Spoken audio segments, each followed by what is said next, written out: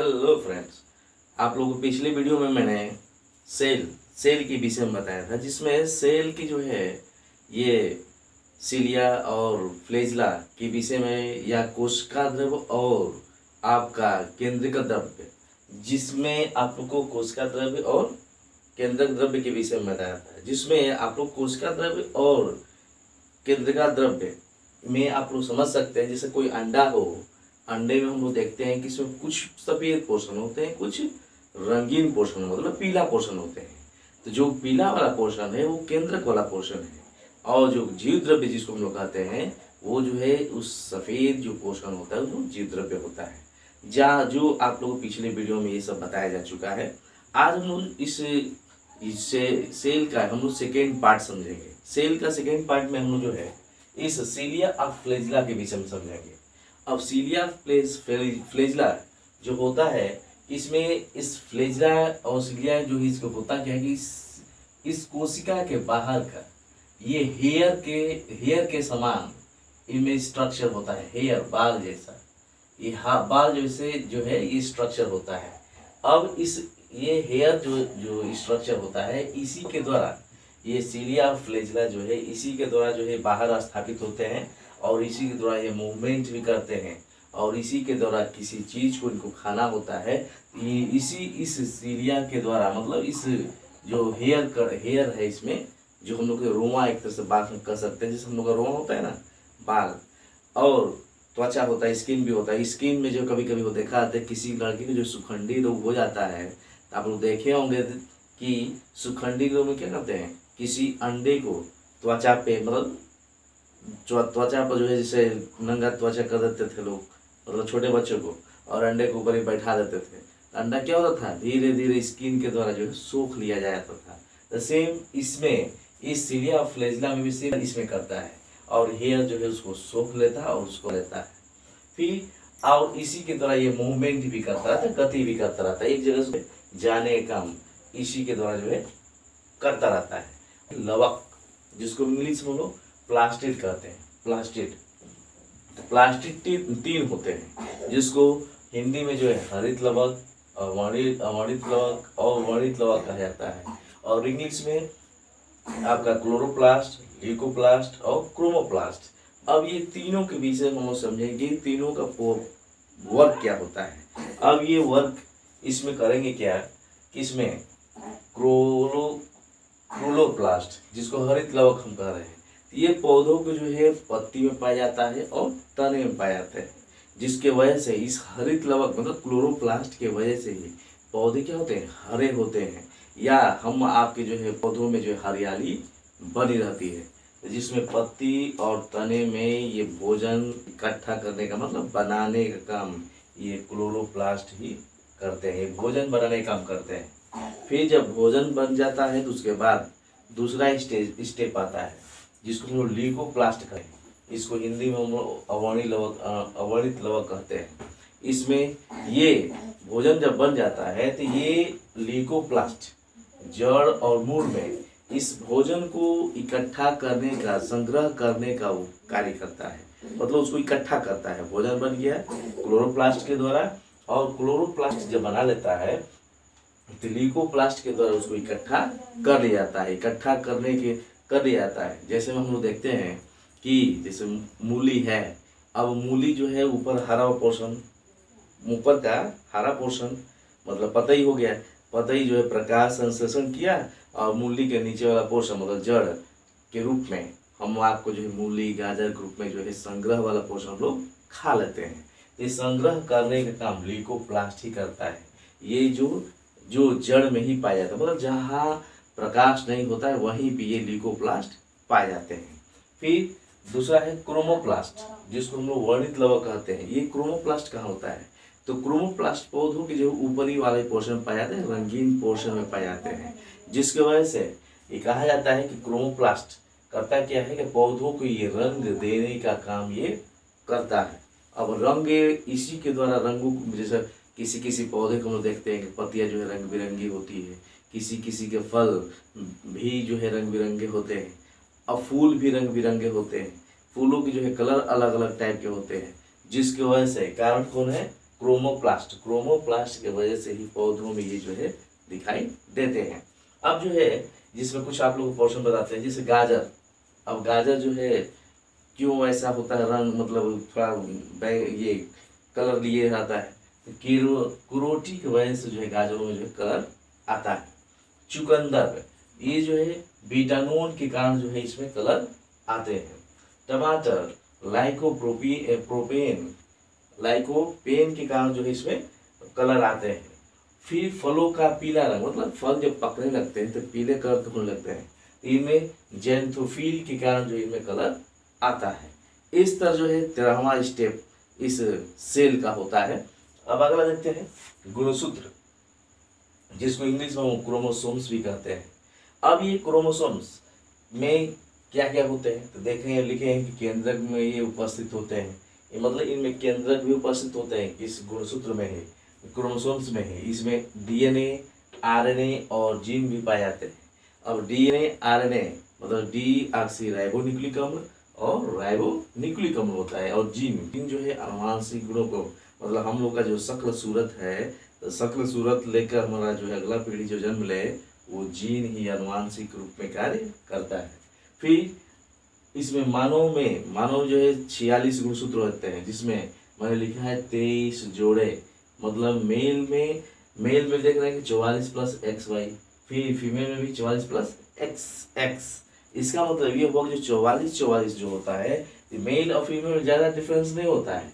44 होने का मतलब ये है कि दोनों में आपका बॉडी समान ही है, जिसमें 10% थोड़ा बहुत अंतर हो सकता है। अंतर की वजह से केवल x और x ही अंतर लाता है, जिसमें x गुणसूत्र, एक्स वाई गुणसूत्र और x गुणसूत्र जो है उनमें लिंग का विभेद वो कर देता है। फिर आप लोग कुछ और भी कुछ ग्राफ बताते हैं, इसको नोट कर लेना है।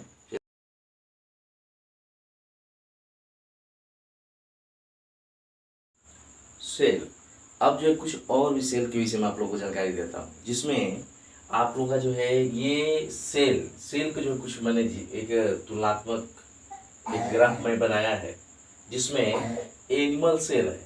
इस एनिमल सेल और ये प्लांट सेल, जिसको हम लोग कहते हैं प्लांट सेल, में अंतर क्या है। एनिमल सेल में देखिए, ये एनिमल सेल है, इधर प्लांट सेल मैंने लिखा है प्लांट सेल, ये प्लांट सेल है, प्लांट सेल है। इसमें अंतर क्या है कि इसमें आपका जो है एनिमल्स जो सेल होता है छोटा होता है, ठीक, और जो प्लांट सेल होता है थोड़ा बड़ा होता है। फिर ये अंतर है, दोनों में थोड़ा बहुत अंतर है, समानता मैं बताऊंगा। तो ये अंतर क्या है, इसमें वैकुल्स, इसमें छोटा होता है, इसमें वैकुल्स थोड़ा बड़ा होता है। फिर इसमें सिलिया पाया जाता है एनिमल सेल में, इसमें सिलिया नहीं पाए जाते हैं। इसमें फ्लैजिला पाया जाता है, इसमें फ्लैजिला नहीं पाए जाते हैं। फिर इसमें लाइसोसोम पाए जाते हैं, तो इसमें लाइसोसोम नहीं पाए जाते हैं। ये अंतर है। इसमें पाए क्या जाते हैं कि सेल वाल पाए जाते हैं। तो सेल वाल जो है प्लांट में होता है, जिसको हम लोग अपने भाषा में इस सेल वाल को अपने भाषा में क्या कहते हैं कि पेड़ के क्या है, ये छाल है, मतलब छाल को हम लोग सेल वाल कहते हैं। फिर इसमें प्लास्टिक होता है। अब ये प्लास्टिक टीड इसमें होने की वजह से ये हमें आपको जो है रंगीन है, आपके जो है रंगीन और फल फूल जो है हम लोग को रंगीन टाइप के ये मिलते रहते हैं प्लास्टिक की वजह से। और इसमें वैक्यूल्स जो है बड़ा होता है। और क्लोरोप्लास्ट भी इनमें पाया जाता है, जिसकी वजह से ये हरे होते हैं, जबकि एनिमल में क्लोरोप्लास्ट नहीं पाया जाता है। न तो हम लोग भी क्या होते हैं, हरे हरे जो है धान गेहूँ जैसे हम लोग भी हरियर हरे जो है लटके रहते कहीं ना कहीं, इसलिए हम लोग क्लोरोप्लास्ट हम लोग बॉडी में नहीं पाए जाते हैं। अब ये दोनों में समानता क्या है, तो दोनों में समानता क्या है कि इसमें झिल्ली दोनों में ही पाया जाएगा। भाई किसी कोशिका को या कोई सामान जब लाना हो और सामान जो है रंग बिरंगा हो, तनी से मरचवा भी हो, तनी से लहसुनवा भी हो, तनी से टमाटरवा हो, तो उसको घर मार्केट से घर लो जब लाएंगे तो कोई झिल्ली की जरूरत पड़ेगी ना, एकदम जरूरत पड़ेगी। इसलिए इन दोनों कोशिकाओं में अच्छा से कोशिका वर्क करते रहे, कहीं छितरा बितरा न जाए, कहीं छिटा न जाए, तो ये झिल्ली इसमें लगी रहती है। फिर माइटोकॉन्ड्रिया ही तो है जो पौधों में भी हम लोग व्यू एनर्जी को जो है संग्रह करने का कार्य है। इसलिए हम लोग माइटोकॉन्ड्रिया को कोशिका का इंजन भी कहा जाता है, या माइटोकॉन्ड्रिया का पावर हाउस भी कहा जाता है। कारण रीजन क्या है कि इस माइटोकॉन्ड्रिया में ही पूरे एनर्जी का निर्माण होता है, जो एटीपी के रूप में हम लोग बॉडी के अंदर उसको रख लिया जाता है। चलिए थोड़ा और जानकारी, इसमें राइबोसोम दोनों में पाए जाते हैं, फिर गोल्जी बॉडी भी दोनों पाए जाते हैं, और केंद्रक भी दोनों में होंगे। अब केंद्रक दोनों में होगा तभी तो जो है फल फूल जो है लगेंगे, या आगे मतलब जैसे मान लीजिए कोई किसी का बीज उसमें रहबे न करे तो फल कैसे उत्पन्न होगा, या किसी का केंद्रक रहबे न करे तो किसी अगली पीढ़ी को कैसे जन्म देगा। इसलिए दोनों में केंद्रक विद्यमान होते हैं और सेंट्रोसोम में भी दोनों में पाए जाते हैं। ये प्लांट। अब आते हैं हम लोग इस सेल को दो भागों में और यूकैरियोटिक में। तो प्रोकैरियोटिक जो होता है जो छोटा होता है, और यूकैरियोटिक को दो भागों में डिवाइड किया गया है, जिसमें एनिमल और प्लांट। यूकैरियोटिक को दो भागों में डिवाइड कर दिया गया है, एनिमल सेल और प्लांट सेल। अब इसमें मैं आपको ग्राफ में बनाया हूँ कि प्रोकैरियोटिक और यूकैरियोटिक में अंतर क्या है। तो देखिए अंतर कि प्रोकैरियोटिक क्या होता है कि ये प्रोकैरियोटिक, पहले प्रोकैरियोटिक समझते हैं कि प्रोकैरियोटिक जो है ये जीवाणु और नीली हरी शैवाल में ही प्रोकैरियोटिक प्राणी आते हैं। जीवाणु और नीली हरी शैवाल हैं, ये ही दो थे जो प्रोकैरियोटिक में आते हैं। इसके अतिरिक्त जितने भी और भी जीव आएंगे वो सब यूकैरियोटिक में आएंगे, जिसमें मैंने आप लोग बताया है कि एनिमल और प्लांट ये दोनों ही आ जाएंगे। जिसमें आप लोगों को ग्राफ मैंने खींचा है, इस ग्राफ को थोड़ा देखिए। इसमें जो है प्रोकैरियोटिक में जीव द्रव्य रहेगा लेकिन छोटा रहेगा। फिर इसमें अब जो है इसमें आपका एनिमल में जो है जीव द्रव्य माइटोकॉन्ड्रिया ये रहेंगे लेकिन छोटे रहे बड़े रहेंगे। फिर इसमें माइटोकॉन्ड्रिया पाया जाएगा, जो एनिमल और प्लांट सेल में है। फिर इनमें सेलुलोज पाए जाएंगे, लेकिन सेलुलोज और इसमें पेप्टिडोग्लाइकेन पाए जाएंगे, जिसको पेप्टिडोग्लाइकेन के जो है यूकैरियोटिक में एक बाहरी लेयर होता है, ठीक है। और हम लोगों में क्या होता है, सेलुलोज का बना होता है। और आज के डेट में हम देख ही रहे हैं कि सेलुलोज के कारण ही और प्लास्टिक की जो है अधिकता होने की वजह से प्रदूषण बहुत ज़्यादा हो रहे हैं प्लास्टिक के कारण। इसलिए सरकार जो है प्लानिंग की है कि सेलुलोज के द्वारा ही, आप लोग देखे होंगे कि जो है महिलाएं या हम आप भी जब जाते हैं मार्केट में कपड़े खरीदने, तो कपड़े वाला जो एक थैला देता है जो सेलुलोज के ही बने होते हैं। ये सेलुलोज जो है इस मिट्टी में गल पच जाते हैं, इसलिए सेलुलोज से इस समय आज के डेट में ये कपड़े से युक्त थैलियाँ बनाई जा रही है, तो वही सेलुलोज है।